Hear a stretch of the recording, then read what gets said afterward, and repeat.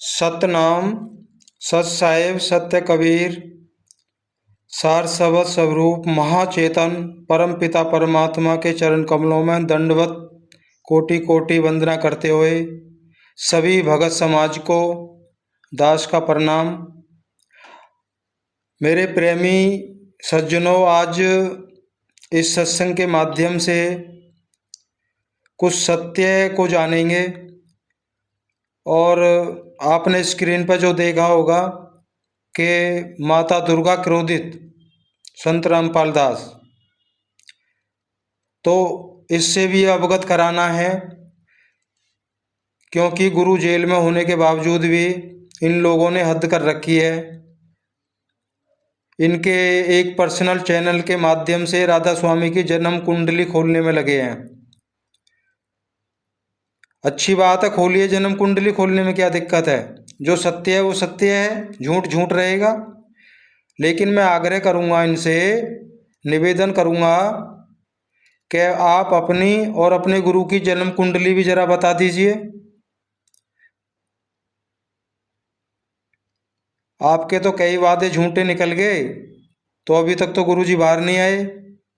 चलो कोई बात नहीं, जब तक रहें ठीक है, अच्छी बात है। तो दुर्गा माता क्यों क्रोधित हैं, आप बने रहिए सत्संग में, बीच में वृत्तांत आएगा तो आपको स्पष्ट किया जाएगा आपके सामने। तो इन्होंने कुंडली में ये बताया था, जो बात थोड़ा ज़रूरी है करने के लिए, राधा स्वामी सत्संग व्यास के प्रथम गुरु स्वामी जी महाराज, वो 6 वर्ष की उम्र में, मात्र 6 वर्ष की उम्र से ही वो एक बंद कोठरी में उन्होंने योग साधना की, जो एक ये बोलते हैं वो हठ योग था। कम से कम अपने मुंह से आप बोल रहे हैं ना, पब्लिक को दिखा रहे हैं ना। स्वामी जी महाराज की पुस्तक से ये बाकायदा दिखा रहे हैं। भाई 6 वर्ष की उम्र में स्वामी जी महाराज ने योग साधना की। अब प्रेमी भक्तों, आप विचार करिए, जो बच्चा 6 वर्ष की उम्र में परमात्मा को पाने की लालसा हो, उसमें जितनी यथाशक्ति के अनुसार परमात्मा को पाने की कोशिश की, तो कम है क्या इतनी लगन परमात्मा के लिए। आज वही तो फल पूरे देश किया विदेश किया चारों तरफ फैल रहा है। ठीक है, गलती हमसे होती है, उंगली बाप की तरफ उठती है, हम उस रास्ते पर नहीं चल पाते जो गुरुजी बताते हैं। तो बाबा गुरिंदर सिंह जी महाराज की होड़ करने लगे हुए हैं। सोचो, इनकी पोल पट्टी खोलो, मात्र 5% भी शिष्यों को तोड़ लो तो हमारी बल्ले बल्ले है। मेरे भाइयों, आपसे निवेदन है, ना तो आपके करने से कुछ होगा, ना आपके गुरुजी के करने से कुछ होगा। सत्य सत्य रहता है। आप बगल में किताबें लेके घूमो, गली गली शहर शहर गांव गांव कस्बे कस्बे में आप किताबें बांटो, कोई फर्क पड़ने वाला नहीं है। जिसके अंदर सत्य का समावेश होता है, और वो तब होता है जब वो परमात्मा चाहता है, उसकी मर्जी के बगैर नहीं होता। आपने सत्य में असत्य को मिलाया है, दूध में विष को मिलाया है, इसकी सजा तो मिलेगी। हमने पिछले सत्संगों में वो प्रमाणित कर दिया है यथार्थ गीता से, आपकी जो भक्ति है वो यथार्थ नहीं है। ना तो वो शास्त्रों से मैच खाती है, ना वो सतगुरु कबीर साहिब की सतलोक की भक्ति से मैच खाती है। वो किसी कैसी भी नहीं है। इसका प्रमाण भी अभी आप ही की पुस्तक से दे देंगे।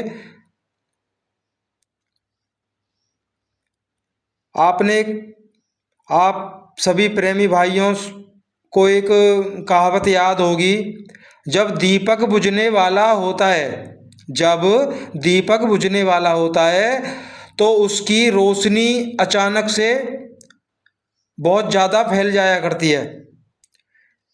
अचानक से रोशनी बहुत ज़्यादा होती है, फिर भक करके बुझ जाता है। तो मेरे भाइयों, अब आपका ये ज्ञान मार्ग का दीपक अब बुझने वाला है। ये रोशनी जो लोगों को नजर आ रही है ना फैलती हुई, बहुत प्रचार प्रसार हो रहा है, ये वही दीपक की रोशनी एकदम तेज हुई है। अब ये कुछ ही दिनों में बुझ जाएगी। चलो आगे बढ़ते हैं।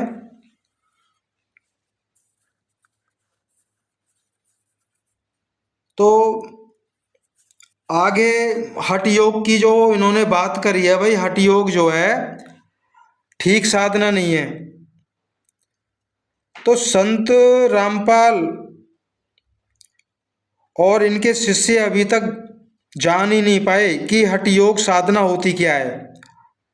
तो प्रेमी सज्जनों, मेरे से गलती हो जाए तो मुझे क्षमा करना। बाकी जो बोला जाएगा ना, तो मैं भी नहीं जानता हूँ। जो परमात्मा मेरे से बुलवाता है, क्या निकलता है क्या निकलता है मुझे बाद में भी याद नहीं रहता कि मैंने क्या बोला है। केवल उस परमात्मा का हुक्म, उसकी सेवा समझ के कुछ सत्य को जान पाया हूँ, उसी के समक्ष बोलता हूँ और वो ही लफ्ज़ आपके सामने रखता हूँ। अगर ये सत्य को जान पाते संत रामपाल जी महाराज, तो ये टिप्पणी नहीं करते। इन्होंने हर धर्म पे टिप्पणी की है, हर धर्म गुरु पे टिप्पणी की है, जबकि सच्चे गुरु का ऐसा लक्षण नहीं होता है। अगर ये हठ योग वाली साधना को जान गए होते ना, ये और इनके शिष्य, तो 4 वेद, 6 शास्त्र, 18 पुराण और 108 उपनिषद के द्वारा सत भक्ति जो शास्त्र अनुकूल है वो बिल्कुल भी नहीं बताते। कारण इन्होंने सतगुरु कबीर की ओट लेकर परमात्मा का गुणगान व शास्त्रों से प्रमाणित सत भक्ति बताने का दावा करते हैं। इनको इतना भी ज्ञान नहीं है कि 4 वेद, 6 शास्त्र, 18 पुराण और 108 उपनिषद में बताई गई निर्गुण निराकार ज्योति स्वरूप ब्रह्म निरंजन ईश्वर कैवल्य दे हंस दे भगवान की सत भक्ति 4 मुद्राओं के अंतर्गत आती है। प्रेमी सज्जनों, ध्यान से सुनना। 4 मुद्राएं वो कौन कौन सी होती हैं? खेचरी, भूचरी, चाचरी, अगोचरी और उन्मुनी। जो मेरे भक्त भाई हैं जिनको जानकारी है वो समझ रहे होंगे, इन 5 मुद्राओं से बाहर कोई भी साधना नहीं होती है, ये ध्यान रखिए। कोई भी साधना इन 5 मुद्राओं के अंतर्गत ही होती है। और इन साधनाओं का जो प्रारूप होता है ना, वही हठ योग है। हठ योग साधना, ये भड़काने के लिए हठ योग साधना इन्होंने बतला दिया है। इसमें शून्य समाधि लगानी पड़ती है, जगत से, चराचर जगत से सूरत को हटाना होता है, मन को एकाग्र करना होता है, तब आगे बढ़ना होता है। चलो इनकी भी साधना देख लेंगे ना, ये क्या बताते हैं इन्होंने। चलो ये तो हठ योग, इन्होंने ये सारी जो हठ योग की क्रिया है ना, वो शास्त्र अनुकूल है। और एक महायोगी गुरु गोरखनाथ हुए थे, पूरा देश जानता है। गुरु गोरखनाथ ने भी केवल एक मुद्रा के अंतर्गत ही हठ योग की साधना की थी। उनके अंदर कितनी शक्ति, रिद्धि सिद्धि प्राप्त हुई सब जानते हैं। तो प्रेमी सज्जनों, एक बात का विशेषता याद रखिए, जब कोई व्यक्ति निर्गुण निराकार की मर्यादा का, उसकी भक्ति का उल्लंघन करता है और उस महाचतुर ईश्वर से बड़ा चतुर बनने की कोशिश करता है, तो उस साधु संत या कोई अन्य प्राणी कोई भी है, उसको वह महाचतुर निर्गुण निराकार बहुत अच्छी जगह भेज देता है। और वह अच्छी जगह सबको पता है कि वो अच्छी जगह कौन सी है। क्योंकि सतगुरु कबीर साहब ने स्वयं भी कहा है, कबीर साहब का वचन ही सुन लीजिए। उन्होंने बीजक में भी कहा था, अगर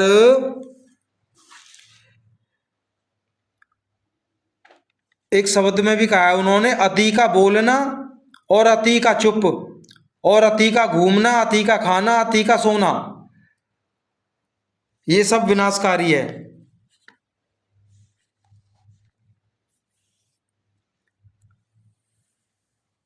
अब बात करते हैं, हद कर दी इन्होंने तो। अरे जहाँ गुड़ होता है ना, वहाँ मक्खियाँ पहुँच जाती हैं। आपके प्रचार प्रसार से कुछ नहीं होने वाला मेरे भाइयों। जो शक्ति होती है ना, वो अपने आप खींच लेती है। कुंडली की बात करते हैं, मैं तो यही कहूँगा भैया, राधा स्वामी की क्या कुंडली खोलो आप अपनी, और अपने गुरु की आगे क्या कुंडली बोलती है कृपया बताने का कष्ट करें। क्योंकि आपके वे हम सबके भाई माताएं बहनें बिना सार नाम के ही शरीर त्याग चुके हैं। संत रामपाल जी तो जेल में बैठे हैं, आप सबका क्या होगा। क्योंकि संत रामपाल जी की भक्ति साधना जो है, ना तो वो शास्त्र अनुकूल है और ना ही सतगुरु कबीर साहब की भक्ति से मैच करती है।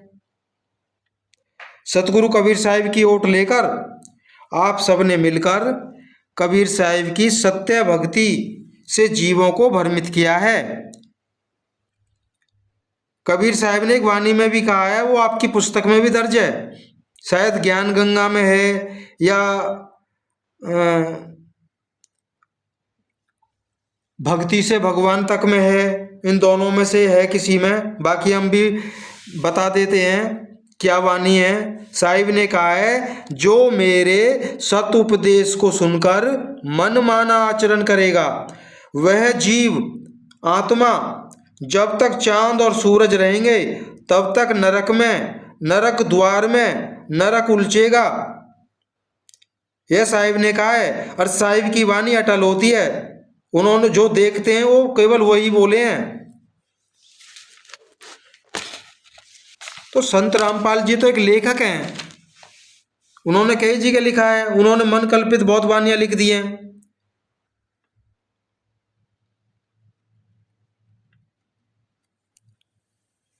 तो प्रेमी सज्जनों, स्वामी जी महाराज ने तो काफ़ी घोर तपस्या की थी। 6 वर्ष की उम्र से ही वो लगे थे। और व्यास के जो प्रथम गुरु हैं, उनके जो गुरु स्वामी जी महाराज थे, वो पिछले वृत्तांत में आपको बता दिया है कि धरती पे स्वर्ग, उसमें दो परमाणुओं का खुलासा किया था। संत रामपाल जी ने एक जगह झूठ बोला था, उसका खुलासा किया था, सत्य से अवगत कराया था, बाकायदा प्रमाणित। और उसमें जयमल सिंह महाराज, जो डेरा बाबा जयमल सिंह के नाम से पुकारा जाता है, तो 12 साल की उम्र में उन्होंने घर त्याग दिया था परमात्मा को पाने के लिए। तो विचार करिए, संत रामपाल जी ने कौन सी भक्ति कर ली और कब कर ली है, बताइए। हाँ, इन्होंने अध्ययन किया है, इन्होंने अध्ययन किया है, बुद्धि के तेज थे। पर अध्ययन करके जो इन्होंने हमारे समक्ष वो जो मान लो सत्य रखा इन्होंने, वेदों का, गीता से, शास्त्र से, कुरान से जो भी रखा, उनके लिए इनको धन्यवाद है, इनको भी धन्यवाद है। और ये दास इनके शिष्यों को भी धन्यवाद देता है। हाँ, एक पिछली वीडियो में भी मैंने कहा है कि सतगुरु कबीर साहिब का नाम का प्रचार जो किया है वो संत रामपाल दास ने किया है। ठीक है, भक्ति का नहीं पता लगा इनको, वो एक अलग बात है।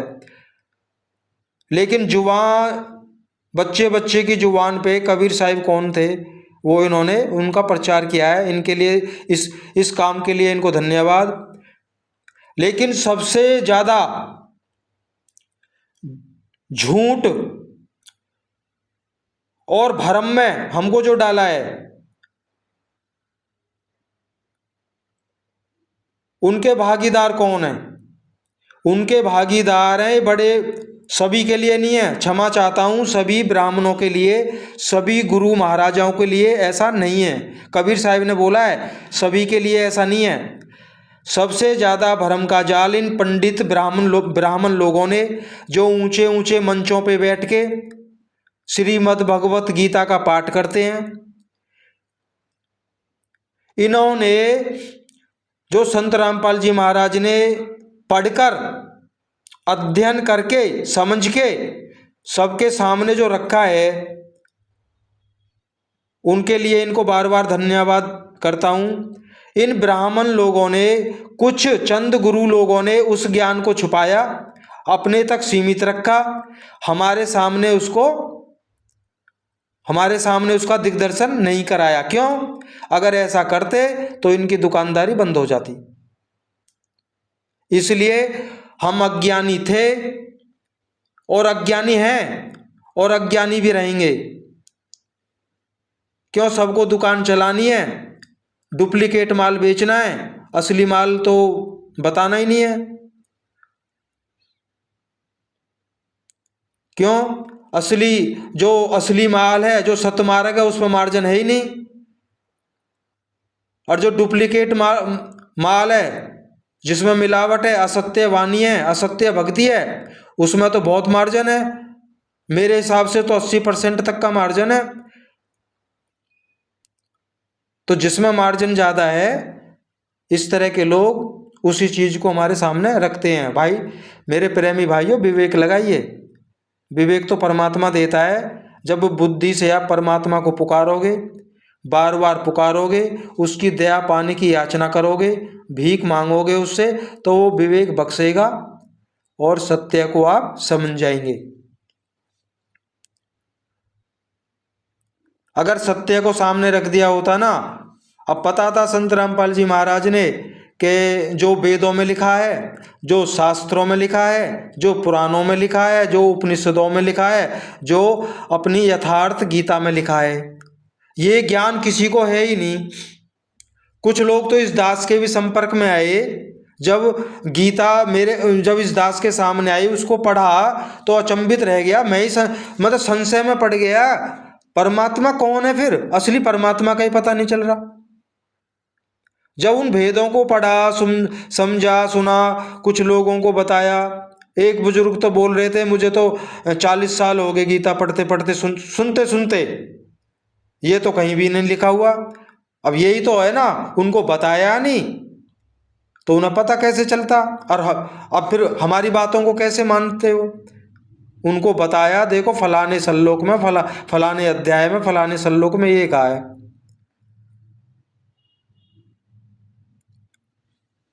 चलो अब थोड़ा सा इनकी बुक से प्रमाण देखते हैं। तो माता दुर्गा किन अपशब्दों के बोलने से क्रोधित हुई हैं?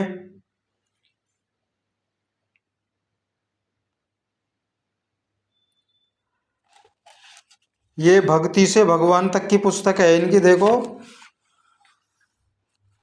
इसकी पृष्ठ संख्या 105। केवल इनकी अभद्र भाषा का इन्होंने प्रयोग किया है, जो एक अच्छे सुलझे हुए संत को नहीं करना चाहिए। एक ही शब्द को बोलने के कई अर्थ होते हैं। किसी को तू कह के बुला दो, किसी को तुम कह के बुला दो, किसी को आप कह के बुला दे, तो भाव तो एक ही है, लेकिन बोलने का ढंग, तहजीब अलग अलग है। अब देखो इन्होंने सृष्टि की रचना के वर्णन से लिया है इन्होंने थोड़ा सा। अगर आप कहें तो मोबाइल को मैं घुमाऊं, आप देख लीजिएगा। इसमें आ नहीं रहा पूरा, ऐसे करते हैं, इसमें देखिए आप।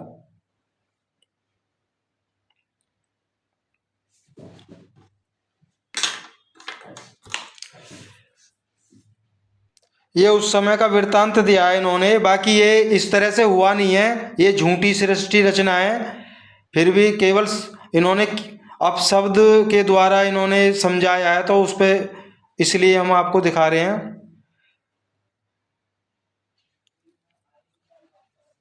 ये परमेश्वर परमेश्वर कबीर जी ने ज्योति निरंजन से कहा। ज्योति निरंजन मायने मीन्स ब्रह्म निरंजन काल भगवान से कहा, आप अपने स्थान पर जाओ, आप अपने स्थान पर जाओ। जिन्होंने तेरे साथ जाने की अनुमति दी है, जिन्होंने तेरे साथ जाने की अनुमति है, कुछ आत्माएं ऐसी थीं, वो ये कह रही थी हम तो ब्रह्म निरंजन के साथ में जाएंगे, उनके लोक में जाएंगे, तो मैं उन सब सर्व हंस आत्माओं को आपके पास भेज दूंगा।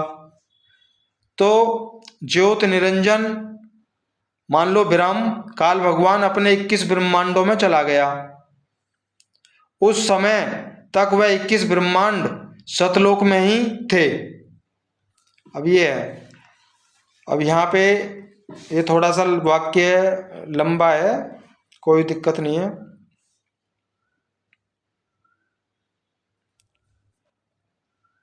तत्पश्चात पूर्ण ब्रह्म ने सर्वप्रथम स्वीकृति देने वाले हंस को एक आत्मा को लड़की का रूप बना दिया। परंतु अब देखो इन्होंने क्या लिखा है, कमाल कर दिया इन्होंने। परमात्मा ने एक हंस जीवात्मा को लड़की का रूप बना के भेज दिया, परंतु अब देखो ये इनकी चतुराई देखो, इनका ज्ञान देखो। परंतु स्त्री इंद्री नहीं रची, हद कर दी। जब वो विधेय स्वरूप है, जब शरीर नहीं है, तो कह रहे स्त्री की जो इंद्री होती है जनन इंद्री, उसको नहीं रचा परमात्मा ने। चलो, सर्व आत्माओं को जिन्होंने ज्योति निरंजन ब्रह्म के साथ जाने की सहमति दी थी, उस लड़की के शरीर में प्रवेश कर दिया। सभी आत्माओं को जो लड़की बनाई थी उसी के अंदर सभी आत्माओं को डाल करके और हुक्म दे दिया कि जितनी आत्माएं वो पैदा करवाना चाहे आप प्रकट कर देना। उसका नाम आष्ट्रा आदि माया प्रकृति देवी दुर्गा पड़ा।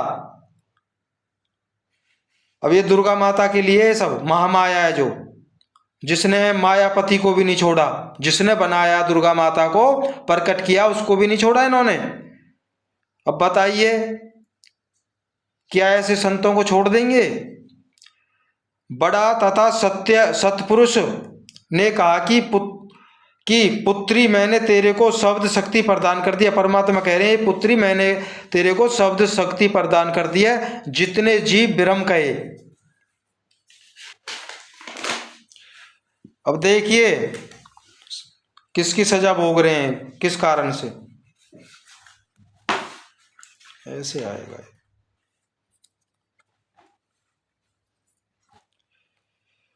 आप उत्पन्न कर देना। पूर्ण ब्रह्म कबीर देव अपने पुत्र सहजदास के द्वारा प्रकृति को क्षर पुरुष के पास भिजवा दिया। सहजदास ने ज्योति निरंजन को बताया कि पिताजी ने इस बहन के शरीर में उन सर्व आत्माओं को प्रवेश कर दिया है जिन्होंने आपके साथ जाने की सहमति व्यक्त की थी, तथा इनको पिताजी ने वचन शक्ति प्रदान की है। आप जितने जीव चाहोगे प्रकृति माया मान लो प्रकृति अपने शब्द से उत्पन्न कर देगी। यह कहकर सहजदास वापस अपने द्वीप में चला गया। ये सहज कौन था? ये भी एक हंस आत्मा था। अब देखिए, अब देखो संत रामपाल जी लिख रहे हैं, अब अपने दिमाग से लिख रहे हैं इस बात को। युवा होने के कारण लड़की का रंग रूप निखरा हुआ था, किसका? दुर्गा माता का। और ब्रह्म के अंदर विषय वासना उत्पन्न हो गई तथा प्रकृति देवी के साथ अभद्र गतिविधि प्रारंभ की। तब दुर्गा ने कहा, जो हे ज्योति निरंजन, मेरे पास पिताजी की प्रदान की हुई शब्द शक्ति है। आप जितने प्राणी कहोगे मैं वचन से उत्पन्न कर दूंगी। आप मथुन परंपरा को शुरू मत करो। देखो वो ये कह रहे हैं आप मथुन परंपरा को शुरू मत करो। अब इन्होंने हद कर दी, पता नहीं इतना अज्ञानी कैसे समझ लिया इन्होंने सब जीवों को। अरे मेरे भाइयों, इस पिंड में जो हम आए हैं ब्रह्मांड से जब पिंड में उतारे गए हैं तो यहां पर मथुन क्रिया के द्वारा ही सृष्टि चलती है, ब्रह्मांड में ऐसा नहीं होता।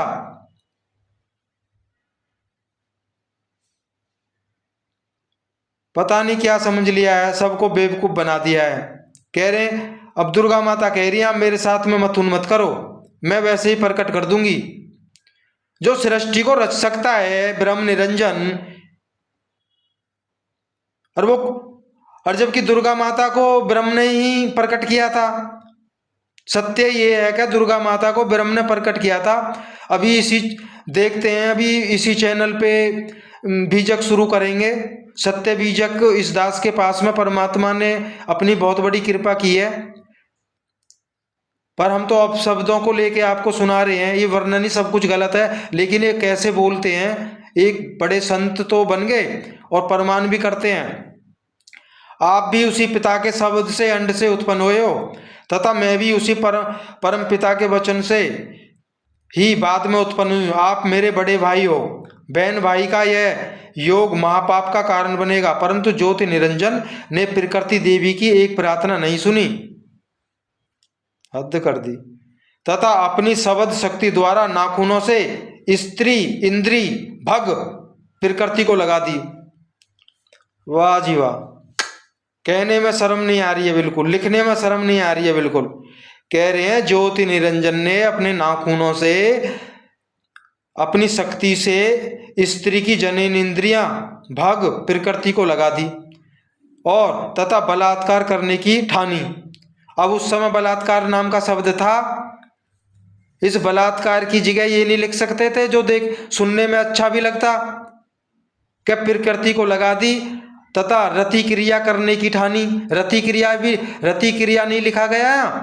जब इतने तुम परमात्मा, तुम्हारे शिष्य आपको परमात्मा कहते हैं, धरती पे स्वयं परमात्मा आए हुए हैं, तो ऐसे घिनौने शब्दों का इस्तेमाल करोगे आप। बलात्कार करने की ठानी, और तो कोई शब्द ही नहीं था ना इस चीज को दर्शाने के लिए, और तो कोई शब्द ही नहीं मिला, रति क्रिया लिख देते। उसी संशय, हाँ उसी समय दुर्गा ने अपनी इज्जत रक्षा के लिए कोई और चारा न देखकर सूक्ष्म रूप बनाया तथा ज्योति निरंजन के खुले मुख के द्वारा पेट में प्रवेश कर गई। आगे तो पढ़ना ही नहीं है, इसमें तो बहुत बवाल भरा पड़ा है। और देखिए इन्होंने कई जी का वर्णन किया है, कई जी का वर्णन किया है इन्होंने। पहले यहीं देख लीजिए क्यों क्रोधित हैं, क्या समझा हुआ है इन्होंने दुर्गा माता को। जब हमारे अंदर कोई शक्ति ही नहीं है, बस किताब में पढ़ लिया, किताब में पढ़ने से हमें शक्ति आ जाएगी। अब देखो यहाँ पे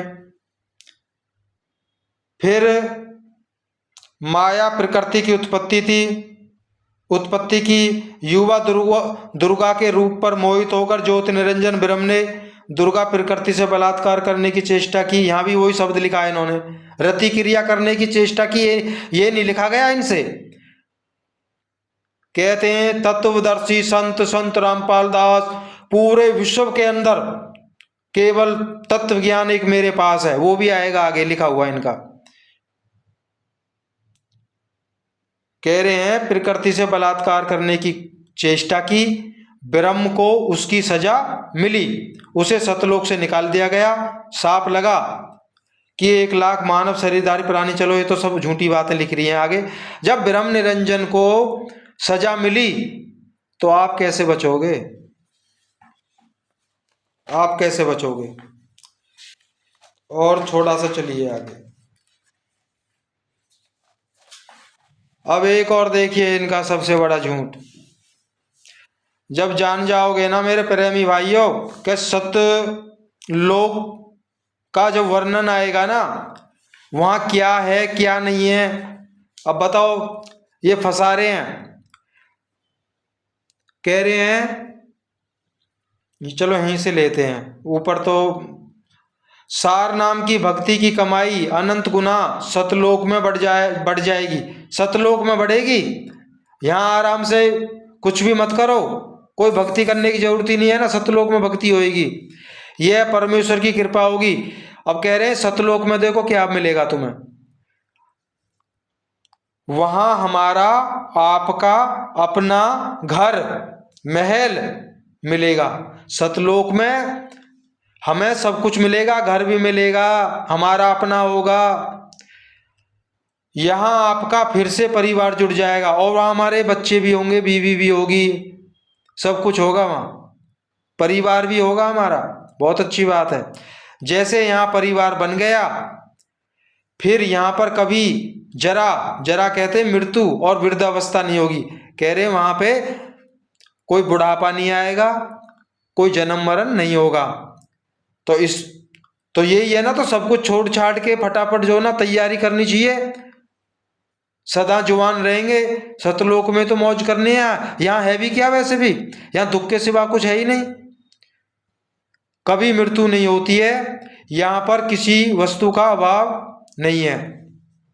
तो एक जगह इन्होंने ये भी कहा है, वहां पे प्रेमी भक्त आत्माओं जो भी खाओगे, जो भी अच्छा लगेगा, जो भी खाओगे ना, तो विसर्जन के लिए नहीं जाना पड़ेगा।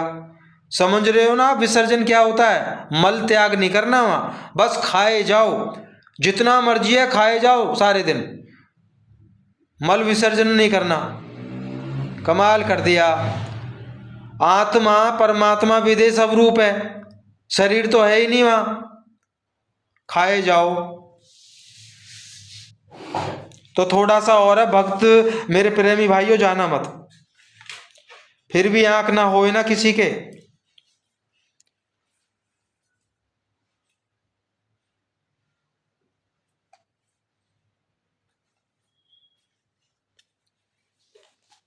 अब देखो यहाँ पे इन्होंने लिखा है, ये पृष्ठ संख्या 55 पे है, भक्ति से भगवान तक आपको दिख रहा होगा। यहाँ पे थोड़ा जल्दी करते हैं। उनसे निवेदन है कि मृत्यु के पश्चात गधा बनने के बाद, शब्द तो ऐसे ही लेंगे, गधा, सुअर, बलात्कार, पता नहीं कैसे कैसे शब्द। गधा बनने के बाद आप क्या देखोगे? फिर तो कुमार देखेगा। सही बात है, आप तो पूरे पिंड ब्रह्मांड सतलोक के ज्ञाता हैं, सब कुछ बताया आपको। आप जी के साथ कैसा बर्ताव करना है देखना है। वर्तमान में देख लें, बुराई छोड़कर शास्त्र अनुकूल साधना करो। जो वर्तमान में विषव में, कह रहे हैं विषव में केवल मेरे पास, लेखक के पास है। अब लेखक है ना, लेखक तो है ही, पूरी किताब को लिखा है इन्होंने। यहाँ पे कह रहे हैं केवल मेरे पास है। हाँ आपके पास है, आप किसी भक्ति तो भैया होगी नहीं किसी के पास में। भगु परमात्मा से प्रार्थना करते हैं ऐसी भक्ति किसी को नसीब ही ना हो। अब यहाँ पे इन्होंने लिखा हुआ है, प्रभु प्रेमी पाठक जनों, इससे सिद्ध हुआ कि यह तत्व ज्ञान जिससे परम पुरुष अक्षर परमात्मा प्राप्त होता है। आप देखो परमात्मा प्राप्त होता है, यहाँ पे ध्यान देना जी, प्रेमी सज्जनों यहाँ पे ध्यान देना। इनका जो डंका बाज रहा है पूरे देश के अंदर, क्या बाज रहा है? शास्त्र अनुकूल भक्ति केवल केवल केवल संत रामपाल दास जी की है, यही है ना। अब देखिए, प्रभु प्रेमी पाठक जनों, इससे सिद्ध हुआ कि तत्व ज्ञान जिससे परम अक्षर परमात्मा प्राप्त होता है, गीता ग्रंथ में नहीं है। साफ लिख रहे हैं, गीता ग्रंथ में नहीं है। गीता चारों वेदों, ऋग्वेद, यजुर्वेद, सामवेद और अथर्ववेद का संक्षिप्त रूप है, उसका सारांश है। ठीक है, गीता सारे सभी शास्त्रों का मूल है। इससे सिद्ध हुआ कि सूक्ष्म वेद वाला तत्वज्ञान किसी भी प्रचलित सद ग्रंथ में नहीं है। अब कह रहे हैं परमात्मा को प्राप्त करने वाला जो सत्य ज्ञान है, तत्व ज्ञान है, किसी भी वर्तमान में जितने भी सदग्रंथ है किसी में भी नहीं है। वह ज्ञान मेरे संत रामपाल दास के पास है, विषम में किसी के पास नहीं है। अब मेरे भक्तों पहले एक किताब भी देख लीजिए, भक्ति किस प्रभु की करनी है, करनी चाहिए गीता के अनुसार। क्या लिख रहे हैं, क्या बोल रहे हैं, कुछ नहीं पता इनको। अब ये लिखा हुआ है पृष्ठ नंबर 30 पर, भक्ति से भगवान तक वाली पुस्तक में। अब जब गीता में नहीं है, चारों वेदों में नहीं है, शास्त्रों में नहीं है, पुराणों में नहीं है, तो कौन सी भक्ति दे रहे हैं आप? तभी तो इस दास ने सिद्ध किया है पिछले सत्संग में, जो बहुत कम लोगों ने उसको देखा है, प्रमाणित किया है गीता से। आपकी ना तो शास्त्रों के अनुसार भक्ति है और ना कबीर साहिब के अनुसार भक्ति है। शास्त्रों के अनुसार जो भक्ति है ना, वो राधा स्वामी सत्संग व्यास की है, वो एक की भक्ति है, उस निर्गुण निराकार की भक्ति है। असत्य में सत्य में असत्य को मिलाने का ही तो ये सब कुछ दंड मिल रहा है। उस निर्गुण निराकार से, वो बहुत बड़ा चतुर है, उसके आगे किसी की चतुराई ना तो चली है ना चलेगी। हाँ, तब महान बन जाते आप। निर्गुण निराकार की सत्य भक्ति को प्रमाणों से सिद्ध करके बताते कि एक ओम का जाप करना है। श्री कृष्ण भगवान ने यही तो कहा था, ठीक है। ये सभी को भी पता है। गीता का जो ज्ञान है वो काल भगवान ने दिया। काल भगवान कौन? निर्गुण निराकार ब्रह्म ने दिया था स्वयं, और उन्होंने अपनी भक्ति बताई थी।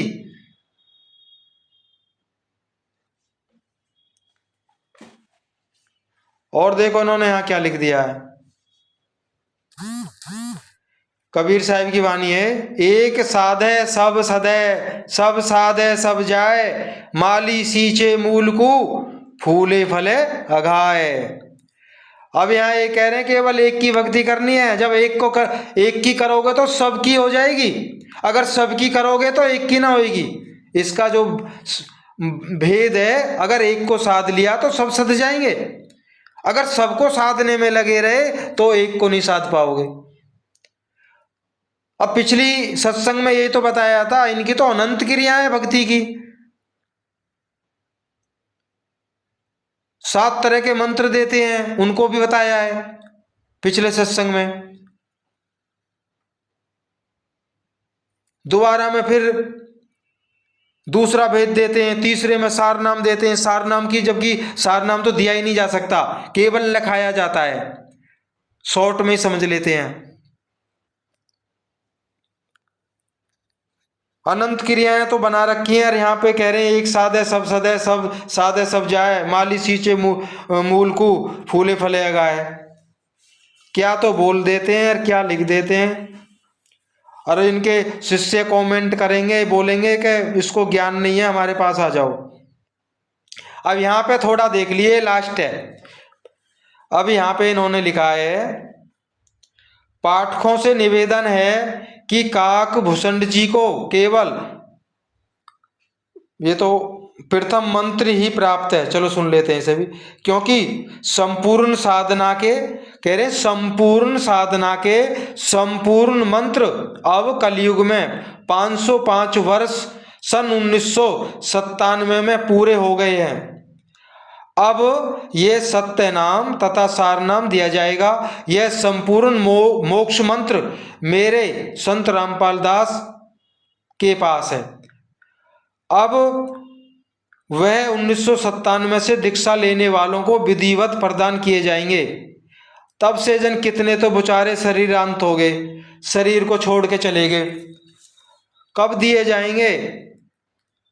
अब ये देख लीजिए है ना, इन्होंने टिप्पणी की थी ना राधा स्वामी पे, उन्होंने तो 6 वर्ष की उम्र में, 6 वर्ष की उम्र में ही जो भक्ति साधना की थी,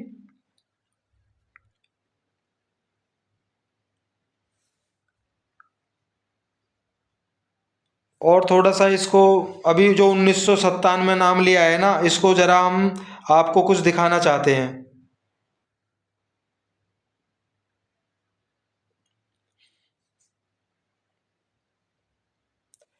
अब ये दिखा रहा हूं मैं आपको, पहले थोड़ा सा दर्शन कर लीजिए आप। ये यहाँ पे लिख रहा है जी,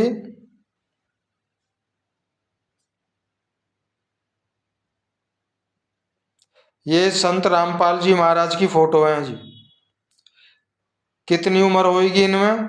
35 वर्ष लगा लो, 40 वर्ष लगा लो। ठीक है जी।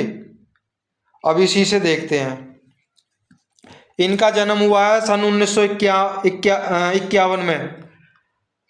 तो 40 साल घटा दीजिए, क्यों? अभी आपने फोटो देखा है, 40 साल की उम्र में ये कोट पैंट और देखो टाई ट्यू लगा के, चश्मा लगा के। अच्छा, करना भी चाहिए, शौक तो होना चाहिए, कोई बुराई नहीं है इसमें। तो इस फोटो के अंदर इतना तो अंदाजा लगा सकते हैं ना कि सतगुरु के पद के लायक तो थे नहीं, क्यों? भौतिक जगत में इनका ज़्यादा झुकाव रहा है इस वेशभूषा से। तो अब ये 40 साल घटा दीजिए सन 1951 में से, तो मान लो 90 के आसपास के शतक में पहुंच गए। और इन्होंने लिखा हुआ है यहाँ पे 1997 से दीक्षा लेने वालों को विधिवत प्रदान किया जाएगा। क्या किया जाएगा? सारनाम दिया जाएगा। अब ये 7 साल के अंदर इन्होंने भक्ति भी कर ली, साधना भी कर ली, परमात्मा भी मिल गए। 7 साल ही लेके चल रहे हैं हम तो, 97 से तो इन्होंने देने का वादा कर दिया है। और इनके भक्तजन कहते हैं जिनको सार नाम मिल गया ना, उनको तो सोचो परमात्मा मिल गया। सार नाम मिलने वालों को ये दास अनुभव के साथ कहता है, उनको परमात्मा तो दूर, सतलोक सपने में भी दिखाई नहीं दिया है। और ये बात दास सतगुरु साहिब के सिद्धांत के दायरे के अंदर बोल रहा है इस बात को।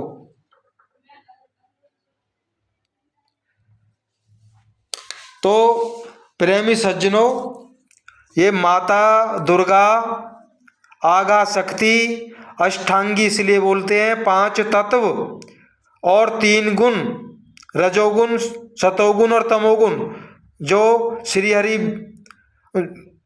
विष्णु जी, ब्रह्मा जी और सदाशिव भगवान के प्रतीक हैं। ये 3 गुण हैं और 5 तत्व, इनको इन्हीं के द्वारा ये 8 अंग हो गए। इसलिए 8 हाथों के द्वारा दर्शाया गया कि अष्टांगी माता दुर्गा ये जगत जननी है। इन्हीं ने सृष्टि को रचाया है, ना कि कबीर साहब ने। सृष्टि से ना तो परमात्मा का लेना देना, ना कबीर साहब का लेना देना। ये तो काल भगवान कह लीजिए, ज्योति स्वरूप ब्रह्म निरंजन कह लीजिए, ये सारा खेल वहाँ से शुरू हुआ है। अगर सत्य भक्ति को चाहते हो तो जितनी आप पढ़ाई करते करते करते करते यहाँ तक पहुँचे हो, उसको सबको मेटते हुए वहीं पे आना है जहाँ से शुरुआत की थी। जब सृष्टि रचना सतगुरु कबीर साहब के माध्यम से इस दास को आज्ञा होगी, जिस दिन आज्ञा होगी ना उस दिन खोलेंगे। और उसी समय जिन्होंने अपने अपने तरीके से सृष्टि रचना को बताया है, वो ही है ना, कबीर साहब ने कहा है ना, तू कहता कागज की लेखी, मैं कहता आंखों की देखी। जितने भी तथाकथित गुरु हैं सब कबीर साहब की वाणियों को, लिखी लिखाइयों को सुना रहे हैं आपको। किसी आत्मज्ञान तो बहुत बड़ी बात होती है। अगर जो मेरा गुरु भाई, मेरा पूज्य गुरु अगर बिना आधार के चित्रण का वर्णन कर दे तो ऐसे गुरु को कोटि कोटि वंदना है। केवल वही उस तत्व को लखा सकता है जिससे सतलोक की प्राप्ति हो सकती है। वरना आत्मज्ञान की प्राप्ति के लिए तो बड़े बड़े योगी, महर्षि, साधु, महात्मा सब ऐसे ही चले गए, किसी को प्राप्त नहीं हुआ। वो अलग मार्ग है मेरे भाइयों। धीरे धीरे वह सत्य आपके समक्ष आएगा। अगर ये सत्संग किसी को अच्छा नहीं लगा है तो कोई नहीं, ये दास केवल एक आग्रह कर रहा है। किस लिए? कबीर साहब ने कहा है कि सब अपनी अपनी कहें, मेरी कहे ना कोई, हम आके अपनी स्वयं ही कहें, करता करे सोई। इसलिए साहिब के सत्य उपदेश को कोई नहीं बता रहा है। ये सेवा समझ के साहिब की सत्यवाणी को, कुछ सत्यवाणी के द्वारा आपको बताया जाता है, लेकिन अब साहिब की जब सत्यवाणी चलेगी ना, बीजक जब शुरू होगा तो आपको अवगत करा दिया जाएगा। तो आपसे यही अनुरोध है, आपको पसंद आए या ना आए, कोई लाइक नहीं करें, कुछ नहीं करें। बाकी ये है कि हो सकता है वीडियो आपके लिए, आपके काम की नहीं है। ये सत्संग जो है, हो सकता है इसका कोई शब्द किसी को चुभ जाए और वो ज्ञान की तरफ जागृत हो जाए। इसलिए सेवा के तौर पे बोलूँगा कि इसको अपने लिए तो सब्सक्राइब करें। हो सकता है कि आपके जो जिस ज्ञान की आपको तलाश है वो किसी न किसी वीडियो के माध्यम से वो ज्ञान आप तक पहुंच जाएगा, और ये आपकी सेवा होगी, आप इसको शेयर कर देंगे। लाइक के लिए बिल्कुल नहीं बोल रहा हूँ, मैं ना लायक हूँ ना ये मेरा कोई सत्संग लायक है, ये तो सब मालिक का है। हाँ, आपके अंदर कोई जिज्ञासा है, अगर कोई जानना चाहते हैं, हो सकता है ये अब वक्त मिलेगा, 1 दिन 2 दिन 3 दिन में जो भी सत्संग होगा वो सच्चा गुरु और सतगुरु के ऊपर होगा। अरिये दास का दावा है, जो पहचान बताई जाएगी उसको आप ही स्वयं स्वीकार करेंगे और मानेंगे। सच्चा गुरु, सच्चा संत कौन, सतगुरु कौन होता है, उस वीडियो के माध्यम से आप अपलोड किया जाएगा, उसको इग्नोर नहीं करें, उसको जरूर सुने। क्यों? गुरु ही पहली सीढ़ी है। जब हम ज्ञान की तरफ बढ़ते हैं तो पहले गुरु की शरण में तो जाते हैं, तभी तो आगे बढ़ते हैं फिर। तो आप सबका बहुत बहुत धन्यवाद करते हुए परमात्मा से दया करता हूँ, आप सब को कुशल मंगल राखें और आप सभी विवेकी भाइयों पे दया दृष्टि कृपा बना के रखें, और सत्य को जितना जल्दी हो विवेकी हंसों को सत्य का मार्ग दिखाएं। सतनाम सत्साहिब सत्य कबीर महाचेतन सतपुरुष परमपिता परमात्मा के चरण कमलों में कोटि कोटि वंदना करते हुए आज के सत्संग को यहीं समापन करते हैं। जय गुरु महाराज की।